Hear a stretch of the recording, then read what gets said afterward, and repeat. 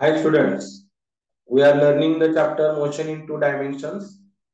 Okay, now this is the third lecture and here you are going to learn about the equations of the motion and how the equations change for vertical motion. Okay, for motion in one dimension or one direction, and we will solve some examples. Okay, let's start.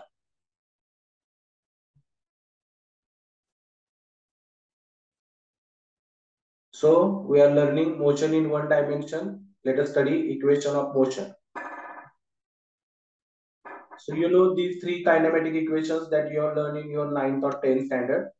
The first equation is V is equal to U plus AT. Second equation is S is equal to UT plus 1 by 2 AT square. And third equation is V square is equal to U square plus 2 AS. Here U is the initial velocity, V is the final velocity, and A is the acceleration, T is the time, and S is the displacement. You know this. You know these three equations, right? Yes. Once again, what is U? It is initial velocity. V, final velocity. A, uniform acceleration. T, time. And S is displacement.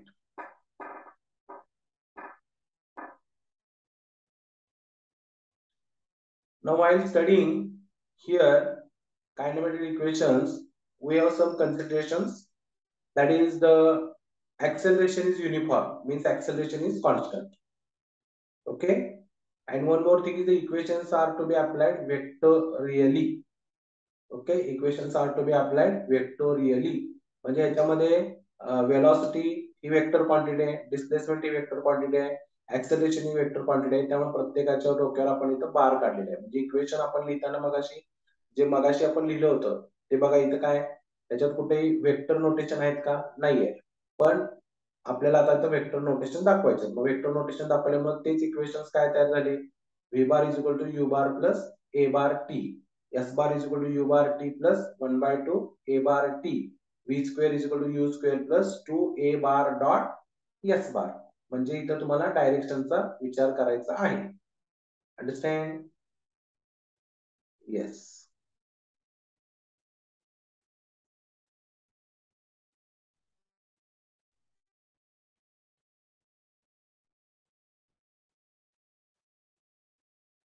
Now let us prove the first kinematical equation. That is what V is equal to U plus AT. V is equal to U plus AT is the first kinematic equation, and to prove it, we have taken here the velocity time graph. बघा आपण आता नुकतेच आपण graph शिकलो होतो. त्यामध्ये पहिला position time graph होता, दुसरा वेलॉसिटी टाइम ग्राफ होता आणि तिसरा ऍक्सेलरेशन टाइम ग्राफ होता. तर V is equal to U plus AT हे प्रूव्ह करण्यासाठी तुम्हाला वेलॉसिटी टाइम ग्राफ इथं कन्सिडर करावा लागलेला आहे. ओके. आता हे जे इक्वेशन्स तुम्ही लर्न करताय याच्यामध्ये ऍक्सेलरेशन काय राहिलेलं आहे? कॉन्स्टंट राहिलेलं आहे. म्हणजे rate of change of velocity constant राहिलेली आहे. Okay, so for uniform acceleration, the velocity time graph, the position A is shown here. That is when time t is equal to 0, some displacement is there, some velocity is there, say u. And for point B, okay, the velocity becomes v. Okay, okay. Now, in this figure, if you observe, this total, that is BC distance is V, and this OA distance is U. So distance BD is what? V minus U. Okay, and here the time interval is, yes, A to D, the time interval is T. So from triangle ABD, we have to find the slope, that is BD upon AD. Now BD, that is V minus U, and AD is a T. Understand? And this is the velocity time graph, and it's the slope is nothing but acceleration. So slope is equal to BD upon AD. So slope is nothing but acceleration. So V minus U upon T. Now solve this. This T is divided here. It will be multiplied. So it will be AT. So that is equal to what? V minus U. This minus U becomes plus U on the left hand side. So what you get here is u plus at that is equal to v means v is equal to u plus at. In this way the first kinematical equation is proved. My dear students, तुम्ही आता जे ऐकलं आतापर्यंत हे पुन्हा एक दोन वेळा ऐका, डायग्राम काढा आणि पुन्हा समजून घ्या. आपण काय केलं इथं वेलोसिटी टाइम ग्राफ घेतलेला आहे, बरोबर आहे की नाही. वेलोसिटी टाइम ग्राफ घेतलेला आहे आणि ह्याच्यामध्ये तुमचा जो टाइम इंटरवल आहे सुरुवातीला 0 आहे, तिथून तो टी इतका झाला, त्यामुळे तुम्हाला इथं पॉइंट काय मिळालेला आहे, सी मिळालेला आहे. तर 0 टू सी पॉइंट किती आलाय, हे एवढं जे इंटरवल आहे ते टी इतकी आलेली आहे. जेव्हा टाइम टी होता तेव्हा वेलोसिटी यू इतकी होती आणि जेव्हा 0 होता तेव्हा वेलोसिटी यू इतकी होती आणि जेव्हा टी इतका टाइम पास झाला तेव्हा ती वेलोसिटी किती बनली, व्ही बनली. ठीक आहे. मग ह्याच्यामध्ये तुम्हाला काय करायचं, तर हे पॉइंट घ्यायचे ए बी, बरोबर, ए बी. मग हा जो ए बी आहे ह्याच्यासाठी तुम्हाला जी काही कॉर्ड मिळाली म्हणून आपण त्याला तिचा स्लोप काढायचा आहे. मग तो स्लोप काढण्यासाठी आपण काय करतो मग, बरोबर आहे, y2 minus y1 upon x2 minus x1 असा तो फॉर्म्युला आहे. मग इथं काय आहे, y2 म्हणजे y ची व्हॅल्यू इथं v आहे आणि इथं किती आहे, u आहे, म्हणजे v मायनस u आहे डिवायडेड बाय काय येणार इथं टी मायनस 0 म्हणजे टीच येणार ना, म्हणजे ए इज इक्वल टू काय आलं, V minus U upon T. मग आता पुढे काय आलं, AT is equal to V minus U आणि मग व्ही इज इक्वल टू काय, यू प्लस एटी. अशा पद्धतीने इथं तुम्हाला पहिलं कायनेमॅटिकल इक्वेशन मिळालेलं आहे. Second kinematical equation, what is the second kinematic equation, s is equal to ut plus 1 by 2 at square. second kinematic equation, s is equal to ut plus 1 by 8 square. याच्यासाठी कोणाचा वापर केलाय, तर velocity time ग्राफचा वापर केलाय. बघा पहिला graph जर तुम्ही बघाल तर तुमचं काय होतं, v is equal to u plus at होतं, v is equal to u plus at. तर इथं तुम्हाला वापर कशाचा केलाय, वेलोसिटी टाइम ग्राफचा केलाय. आता परत कुठला आहे, s is equal to ut plus 1 upon 1 by 2 at square. इथं सुद्धा कुठला ग्राफ वापरलाय, वेलोसिटी टाइम ग्राफच वापरलेला आहे. ठीक आहे. ओके, पुन्हा मगासारखं सेम सिच्युएशन आहे, बघा व्यवस्थित. इथे एक्स ऍक्सिस आहे म्हणजे त्याला आपण टाइम लाईन म्हणतोय, आपण त्याच्यावर टाइम रिप्रेझेंट केलेला आहे. वाय ऍक्सिस वर आपण वेलोसिटी रिप्रेझेंट केलेली आहे. दोन तुम्हाला पॉइंट घेतले आहेत, ए आणि बी, बरोबर आहे. तर टी जेव्हा 0 होता तेव्हा इथली वेलोसिटी यू होती. त्याच्यानंतर बी म्हणजे टी इतका टाइम झाल्यानंतर जेव्हा इथं पॉइंट बी आलाय तेव्हाची वेलोसिटी आपण व्ही घेणार आहे. बघा, यू वेलोसिटी घेतली आणि व्ही पण वेलोसिटी घेतली, म्हणजे इनिशियल वेलोसिटी यू आहे, फायनल वेलोसिटी व्ही आहे. आपल्याला प्रूव्ह काय करायचंय, S is equal to 1 by 2 S is equal to UT plus 1 by 2 AT square. आता हा वेलोसिटी टाइम ग्राफ आहे आणि वेलोसिटी टाइम ग्राफ साठी तुम्हाला माहिती आहे की एरिया अंडर द कर्व जो येतो तो कोण असतो, तर वेलोसिटी इंटू टाइम म्हणजे डिस्प्लेसमेंट असतो, बरोबर आहे. मग आता इथं तुमचा हा जो एरिया आहे, हा जो दिसतोय हा कोणाचा एरिया दिसतोय, तर समलंब चौकोनाचा दिसतोय, म्हणजे ट्रॅपेझियमचा दिसतोय. मग ट्रॅपेझियमच्या एरियाचा फॉर्म्युला काय, तर 1 by 2 height into sum of the parallel sides. ट्रॅपेझियमच्या एरियाचा फॉर्म्युला काय असतो, 1 by 2 height into sum of the parallel sides. आता पॅरलल साइड जर बघाल तर ही यू आहे आणि ही व्ही आहे, म्हणजे यू प्लस व्ही येणार आहे आणि ही जी हाईट येणार ती किती येणार आहे, टी येणार आहे. आणि म्हणजे तुम्हाला उत्तर काय येणार आहे, S is equal to 1 by 2 into T into the bracket V minus U येणार आहे. Sorry, sum of the parallel side, त्यामुळे व्ही प्लस यू येणार आहे. बघा, 1 by 2 T into the bracket U plus V येणार आहे. क्लिअर आहे तुम्हाला? ओके.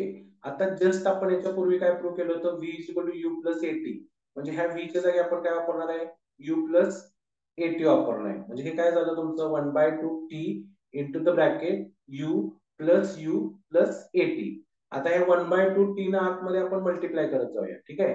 सो हे 1 बाय 2 टी तसंच ठेवा, हे यू प्लस ही झालं तुमचं टू यू आणि हा झाला एटी. आता 1 बाय 2 टी ने मल्टिप्लाय केलं तर 1 by 2 into T into two U, तर 2 ला 2 कॅन्सल होऊन फक्त राहील टी यू, पण आपण लिहिताना लिहायचं यू टी. आणि त्याच्यानंतर ही 1 बाय 2 टी आणि हा एटी, हे काय बनणार, 1 बाय 2 एटी स्क्वेअर. मग तुम्हाला इथं काय मिळालं, S is equal to UT plus 1 by 2 AT square. म्हणजे अशा पद्धतीने तुमचं तिसरं कायनेमॅटिक इक्वेशन सुद्धा इथं काय झालेलं आहे, प्रूव्ह झालेलं आहे. म्हणजे पहिलं तुमचं V is equal to U plus AT झालं, त्याच्यानंतर इथं सॉरी दुसरं S is equal to UT plus 1 by 2 AT square झालं. आता आपण तिसरं कायनेमॅटिक इक्वेशन बघूया, कोणतं, yes, V square is equal to U square plus 2as, म्हणजेच V square minus U square is equal to 2as. हे prove करायचं आणि हे प्रूव्ह करण्यासाठी सुद्धा आपण परत वेलोसिटी टाइम ग्राफच घ्यायचा आहे. विद्यार्थी मित्रांनो, लक्षात ठेवा की 3 कायनेमॅटिक इक्वेशन्स आहेत. तिन्हीचे तिन्ही कायनेमॅटिकल इक्वेशन्स प्रूव्ह करण्यासाठी आपण वेलोसिटी टाइम ग्राफचाच वापर केलेला आहे. म्हणजे पुन्हा तीच सिच्युएशन आहे, जेव्हा तुमचा टाइम t इक्वल टू 0 आहे तेव्हा तुझी जी वेलॉसिटी आहे ती u इतकी आहे, म्हणजे ती इनिशियल वेलॉसिटी आहे. टाइम t इतका झाल्यानंतर मग फायनल वेलॉसिटी तुम्हाला v इतकी मिळालेली आहे. बरोबर आहे, म्हणजे आहे असा हा ग्राफ आहे. बरोबर. आता इथं तुम्हाला काय करायचंय की you know that area under the velocity time graph, area under the velocity time graph काय असतो, तर डिस्प्लेसमेंट असतो. म्हणजे मागाचाच फॉर्म्युला आहे, s is equal to 1/2 into height into sum of the parallel sides. मग इथं तुम्ही s घेतलं, इथं 1/2 घेतलं, हाईट म्हणजे हे डिस्टन्स ओसी घेतलं, म्हणजे त्याचं टाइम t तुम्ही घेणार आहे. सम ऑफ द पॅरलल साइड्स म्हणजे दोन्ही पॅरलल साइड्स OA आणि BC ची आपण ऍडिशन करणार आहे. मग s इज इक्वल टू काय आलं, 1/2 t into the bracket v plus U आलं. आता जस्ट तुम्ही काय शिकला होता, v is equal to U plus A T शिकला होता.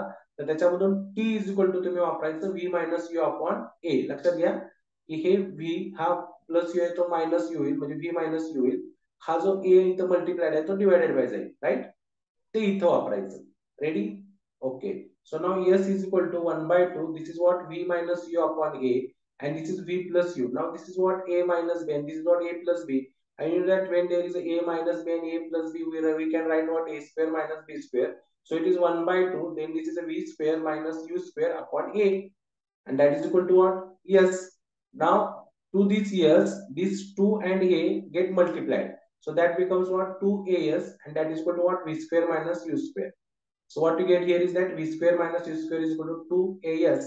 In this way, this third kinematic equation is also proved with the help of the graph. Right? Yes. So my dear students, इथं तुम्ही 3 kinematic equations शिकलात, आणि हे तिन्हीचे तिन्ही kinematic equations आपण velocity time graph वापरून प्रूव्ह करू शकलेलो आहे. प्रत्येक इक्वेशन तुम्हाला 2 वेळा 3 वेळा ते बघायचंय कसं प्रूव्ह काढले ते, आणि मग ते प्रूव्ह तुम्हाला व्यवस्थित लिहून काढायचं आहे.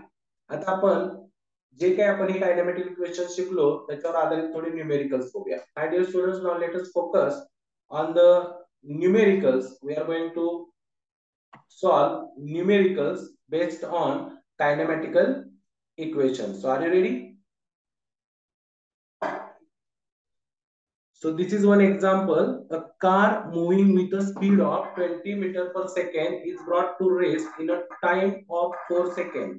So calculate A acceleration, B total distance covered. एक कार आहे, त्या कारची स्पीड आहे 20 मीटर पर सेकंड, आणि 4 सेकंदामध्ये ब्रेक लावल्यानंतर 4 सेकंदामध्ये ती कार काय झालेली आहे, रेस्टला आलेली आहे. तर आपल्याला त्या कारचं ऍक्सेलरेशन किती आहे आणि त्या कारनं टोटल किती डिस्टन्स कव्हर केलंय हे आपल्याला शोधायचं आहे. Ready?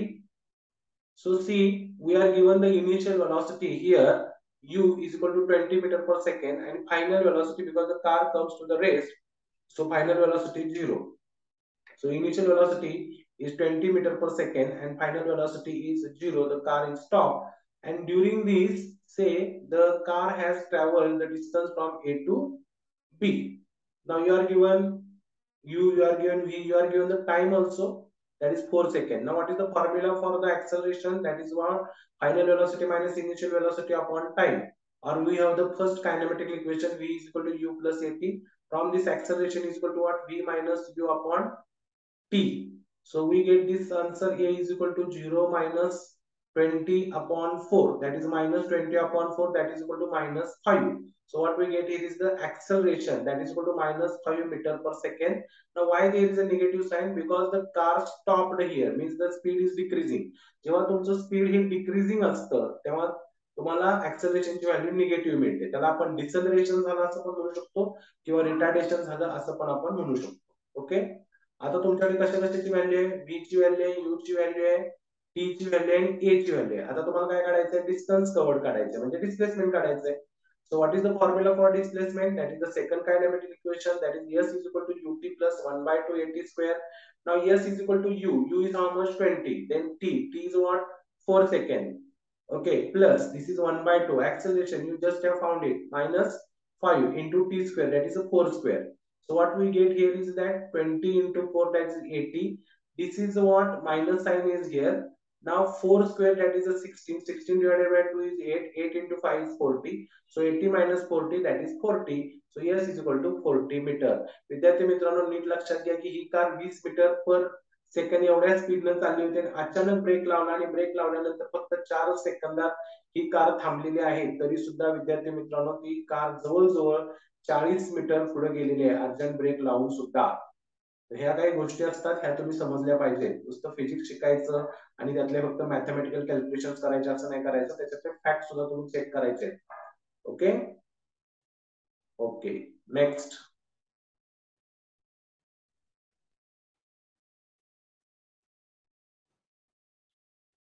Now read this example.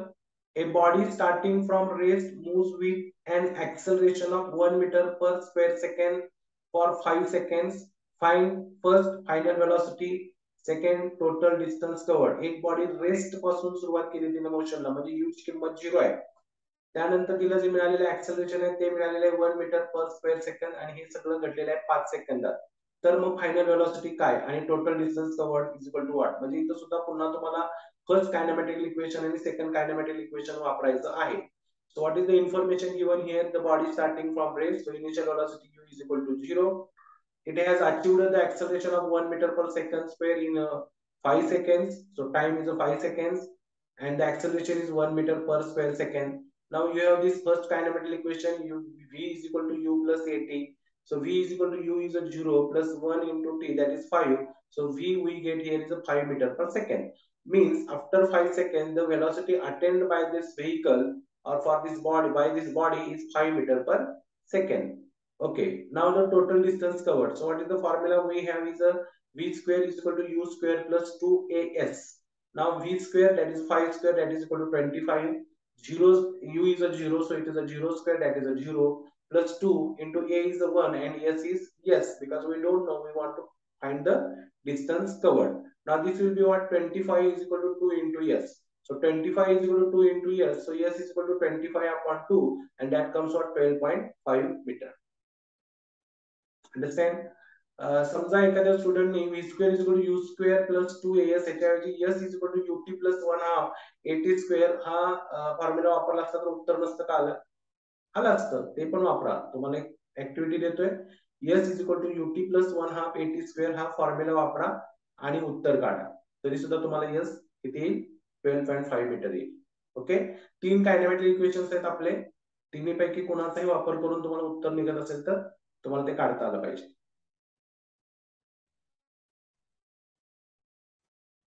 Next example.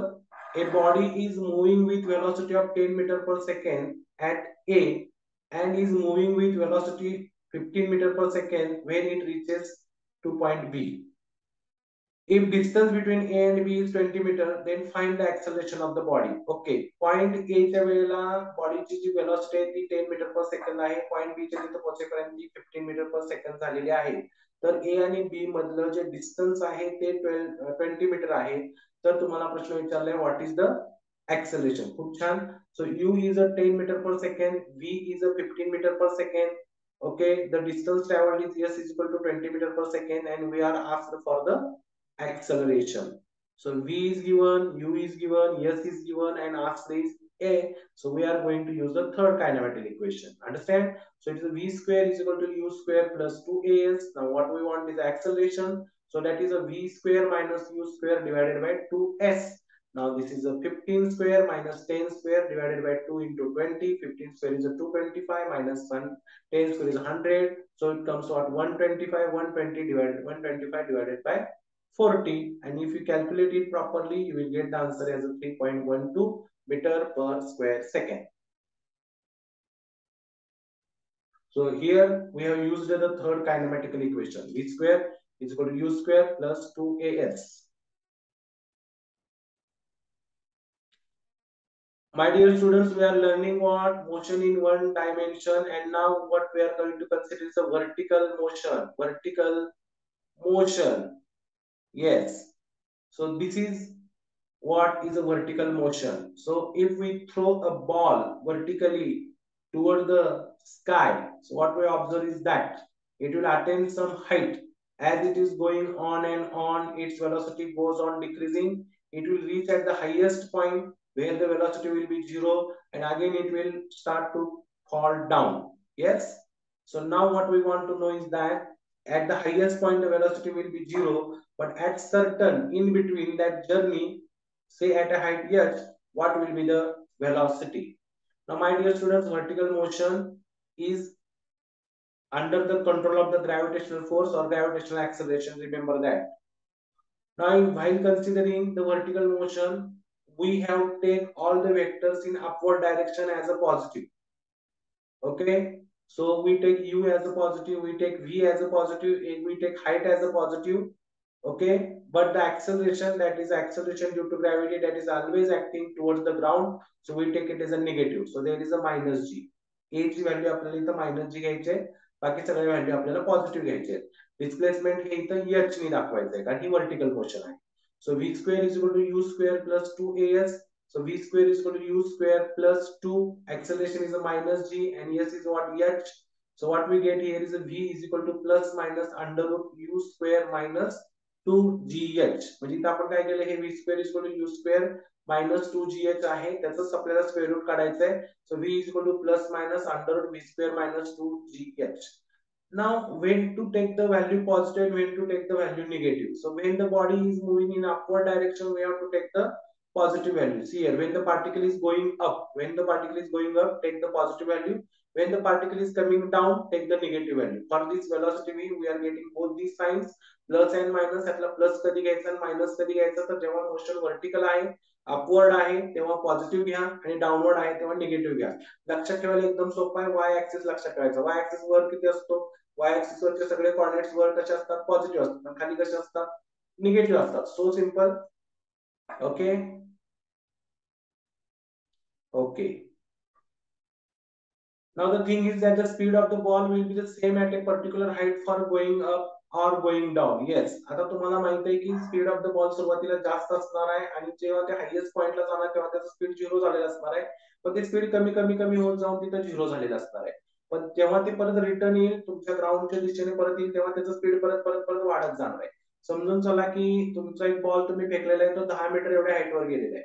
पण 10 मीटर हाईटवर जात असताना मध्येच एक 5 मीटर हाईटवर त्याचा जो स्पीड आहे, तो तुम्ही जर कॅल्क्युलेट करू शकला, लिहून ठेवू शकला, रीडिंग घेऊ शकला, तर रीडिंग करा. आणि जेव्हा तो बॉल परत वरून खाली येईल, तेव्हा बरोबर त्याची हाईट जर पुन्हा 5 मीटरच असेल, तर velocity while going up, speed while going up and speed while coming down, both is what, same, because here is the acceleration due to gravity, here is the gravitational force. ज्या वेळेला हा ball vertical motion करतोय तेव्हा त्याच्यावर gravitational force act करतोय, पण तो act करताना त्याला त्याच्या मोशनला तो अपोज करतोय. आणि जेव्हा तो बॉल खाली येतोय तेव्हा तो काय करतोय, त्याला असिस्ट करतोय, कारण त्या बॉलला तो खाली खेचतोय. पण हे घडताना जे ऍक्सेलरेशन ड्यू टू ग्रॅव्हिटीची जी व्हॅल्यू आहे ती मात्र काय राहते, सेमच राहते. त्यामुळं तुमची velocity at a particular height, whether the ball is going up or it is coming down, it remain the same. हा पण तुमचा एक एमसीक्यू होऊ शकतो. Now the time to go up a height h and come down from the same height h dash, त्याबद्दल आपण जर बोलायचं म्हटलं तर while going up the time of ascent, that is a ta. Okay, we have to calculate. So velocity, initial velocity is u, the acceleration is minus g. So using this relation v is equal to u plus at, what you can get here is that, and we have this formula also, v is equal to under root u square minus 2gh for a height h. So v is equal to under root u square minus 2gh, we just have proved it. So under root u square minus 2gh is equal to u minus g into ta. Now from this we want what, ta. So this is a u, this is minus gta will come to this side, this under root will come to this side, so it will be u minus under root u square minus 2gh, and this is a g which is multiplied by here, so it will be divided here, right? So we get the time of ascent, and it is, its value is u minus under root u square minus 2gh upon g. Now this is the consideration while the body is going up. Understand? Now let us consider the body is coming down. Then what we calculate is the time of descent. Now here the initial velocity v is a 0, and it, as the body is coming down, its velocity goes on increasing, right? So final velocity will be taken as a minus u, and the acceleration always taken as minus g. Acceleration हे नेहमीच आपल्याला minus जी म्हणूनच घ्यायचं आहे. मग आता काय होईल, v is equal to u plus 80. Now what is V? That is equal to minus U. Okay, is equal to under root minus under root U square minus 2GH minus GTD. We have to write like this, right? आता इथं लक्षात घ्या मित्रांनो की इथं तुम्ही V is equal to काय लिहिलं होतं? Under root U square minus 2GH लिहिलं होतं, बरोबर की नाही? आणि U प्लस AT असं इथं लिहिलं होतं, पण इथं मात्र तुम्हाला V बद्दल काय लिहावं लागलेलं आहे? मायनस V मायनस U लिहावं लागलेलं आहे. आणि इथं तुमचा हा म्हणजे हे U आहे ना, हे U इकडे येऊन मायनस U झालं, मग हा V काय झाला इकडे येऊन मायनस V झाला, कळतंय? आणि मग V ची व्हॅल्यू किती आहे? Under root U square minus 2GH आहे, ती इथं वापरलेली आहे. हे जरा व्यवस्थित समजून घ्या तुम्ही. आणि मायनस काय? GTD म्हणजे G मध्ये ऍक्सेलरेशन ड्यू टू ग्रॅव्हिटी आणि TD मध्ये टाइम ऑफ डिसेंट. अंडरस्टँड? मग इथं TD चा फॉर्म्युला परत तयार काय होईल? तर पुन्हा एक वेळ ही जी निगेटिव्ह टर्म आहे ती आहे तशीच राहिली, बरोबर आहे? किंवा हे मायनस GTD पलीकडे गेले, प्लस GTD झाले, आणि हे मायनस यू इकडे येऊन काय होईल? प्लस आणि परत हा G आणि G चा जो निगेटिव्ह साइन आहे त्याने आपण सगळ्याला जर मल्टिप्लाय केलं तर तुम्हाला TD is equal to U minus under root U square minus 2GH upon G असं दिसेल. अंडरस्टँड? म्हणजे तुमच्या काय लक्षात आलंय? तर जेवढा टाइम ऑफ असेंटचा फॉर्म्युला आला तेवढाच इथं टाइम ऑफ डिसेंटचा सुद्धा फॉर्म्युला आलेला आहे. म्हणजे जेवढा वेळ लागतो एखाद्या बॉडीला हायेस्ट पॉइंट पर्यंत पोहोचायला तेवढाच वेळ लागतो बॉडीला त्या हायेस्ट पॉइंट पासून परत ओरिजिनल पॉइंटला येण्यासाठी. अंडरस्टँड? म्हणजे तुम्हाला इथं कळलेलं आहे की time of ascent is equal to time of descent same आहे. Okay, yes. So time of ascent and time of descent is same. Okay, for the same height. Now see some more examples. A player throws a ball upward with an initial speed 29.4 meter per second. What max height does the ball rise, and after how long does the ball return to the player's hand? Take G is equal to 9.8 meter per square second and neglect air resistance. मित्रांनो इथं तुम्हाला ball फेकत असतानाची सुरुवातीची म्हणजे U दिलेले 29.4 metre per second दिलेले. तो काय करणार? तो बॉल एका मॅक्सिमम हाईटला जाणार, तिथं वेलोसिटी किती होणार? 0 होणार. तो बॉल तिथनं परत रिव्हर्स जर्नी चालू करणार. म्हणजे तुम्हाला टाइम ऑफ असेंट आणि टाइम ऑफ डिसेंट काढायचा आहे, तो जो सेमच आहे. तुम्हाला प्रश्न काय विचारलेला आहे? What max height does the ball rise, म्हणजे किती मॅक्सिमम हाईट पर्यंत बॉल गेलेला असेल हे आपल्याला शोधून काढायचंय, म्हणजे डिस्प्लेसमेंट शोधून काढायचंय. ऍक्सेलरेशन ड्यू टू ग्रॅव्हिटीची व्हॅल्यू आपल्याला देतील पण आहे, नाही पण देणार. इथे दिलेली आहे 9.8 मीटर पर स्क्वेअर सेकंड. नाही दिली तर आपण ती 9.8 मीटर पर सेकंद अशी घ्यायची, स्क्वेअर सेकंद अशी ती घ्यायचीच असते. आणि इथं तुम्हाला अभ्यास करताना एअरचा रेजिस्टन्स हा निग्लेक्टच करावा लागतो. ठीक आहे? आता यू दिला तुम्हाला 29.4 मीटर पर सेकंड, ऍक्सेलरेशन दिलेलं आहे minus 9.8 metre per square second. Maximum height किती अटेंड करू शकतो? तर जोपर्यंत वेलॉसिटी 0 होत नाही तोपर्यंत तो मॅक्सिमम हाईट अटेंड करत नाही.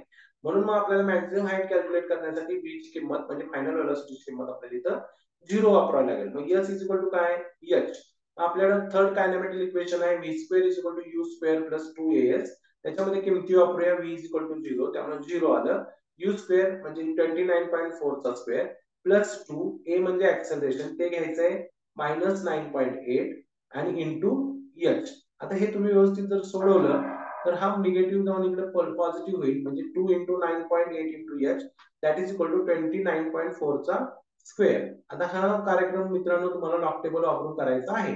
So what will get is a maximum height h is equal to 44.1 metre. तुम्हाला क्वेश्चन काय विचारला होता? What maximum height does the ball rise, हे तुम्ही लॉग टेबल घेऊन व्यवस्थित करणे. पुढे प्रश्न काय? And after how long does the ball return to the player's hand, म्हणजे तुम्हाला आता टाइम ऑफ फ्लाइट विचारले, म्हणजे time of ascent plus time of descent, त्याला म्हणतात time of flight. So time after which the ball returns, so for that total displacement is a 0 because ball return. कारण initial position आणि final position मधलं distance म्हणजे काय असतं? Displacement असतं. मग s इज इक्वल टू काय? 0 असेल तर v इज इक्वल टू काय येणार? मायनस u येणार. मग तुमचा फॉर्म्युला काय? v is equal to u plus a t. So what you get here is minus 29.4 is equal to 29.4 plus h किंमत आहे minus 9.8 into t. आता याच्यामध्ये अननोन कोण राहिला? फक्त t राहिला. मग minus 29.4 minus 29.4 divided by 9.8. तर तुमचं हे टोटल उत्तर येणार 9.8 t is equal to 58.8 आणि मग t इज इक्वल टू येणार 58.8 divided by 9.8 and the answer come 6 second. थोडस त्रास होईल पण व्यवस्थित समजून घेतलं तर काही हरकत नाही. आपण क्लासरूम मध्ये पुन्हा हे समजवणारच आहे. Next example.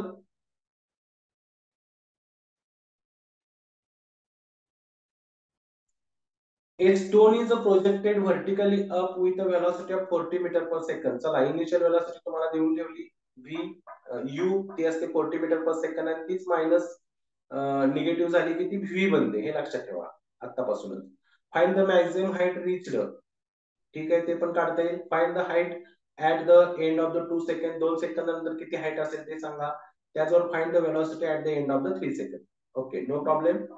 So my dear student, this stone is thrown with a velocity 40 meter per second. जेव्हा तो मॅक्सिमम हाईट ला पोहोचेल तेव्हा त्याची वेलोसिटी 0 झाली असेल आणि जेव्हा ती वेलोसिटी रिव्हर्स होईल तेव्हा ती परत किती बनेल? येस, मॅक्सिमम परत ती वाढत वाढत जाईल. Okay, so v square is equal to u square plus 2as. So final velocity v is at 0. So 0 is equal to u square plus 2 into a is what? Minus j and s is what? h. So what we want to calculate is what? Yes, H. H calculate करायचं असेल तर आपलं उत्तर काय येणार आहे मग? Minus U square is equal to minus 2g H. मग मायनस यू स्क्वेअर ला मायनस 2g ने जर डिवाइड केलं तर ते 2g येईल. मग एच इज इक्वल टू काय? यू स्क्वेअर अपॉन 2g येईल. So is equal to U square म्हणजे 40 चा स्क्वेअर अपॉन 2 इंटू जी. आता इथं तुम्हाला सांगितलेलं नाही की ऍक्सेलरेशन ड्यू टू ग्रॅव्हिटीची व्हॅल्यू किती घ्यायची, पण कॅल्क्युलेशन इझी जावं म्हणून 9.8 च्या ऐवजी आपण ते 10 घेतलेले. मग हे 400 अपॉन 200 येईल आणि त्याचं उत्तर येईल 2. सॉरी, 400 अपॉन 20 येईल आणि त्याचं उत्तर 80 मीटर असं येईल. 40 चा स्क्वेअर आहे, सॉरी 40 चा स्क्वेअर किती येईल? 1600 येईल आणि 1600 divided by 20. Yes, the answer will come 80 metre. म्हणजे मॅक्सिमम हाईट किती रीच झालेली आहे?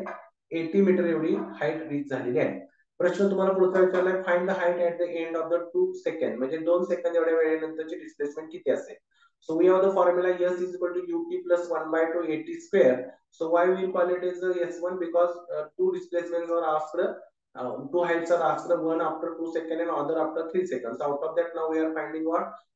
Height attained at the end of the 2 seconds. So s1 is equal to u, that is 40 meter per second into 2 seconds, plus 1 by 2, a is what? Minus 10 and again t square, that is a 2 square. So 40 into 2 is 80. Now this is a minus 10 and this is a 4. So it is a minus 40, that is divided by 2. So that is a minus 20. So 80 minus 20 is a 60 meter. But after 2 seconds, the height attained by the body, by the stone is how much? It's 60 meter. Now let us calculate the velocity. I am sorry. Let us calculate the velocity at the end of the 3 seconds. Velocity काढायची आपल्याला 3 seconds नंतर, not the displacement or height again. So v is equal to u plus 80. So u is a 40 meter per second, a is a minus 10 and t is a 3 seconds. So very easy. So 40 minus 10 into 3, that is 40 minus 30, that is equal to 10. So what we get is a velocity is equal to 10 meter per second. So my dear student, there are so many examples, okay, to solve on the one dimensional motion, vertical motion, and okay, 2 more examples only. So we will solve it into the classroom. Now this time is over for the lecture. Thank you. 2 more examples are there that we will solve in classroom.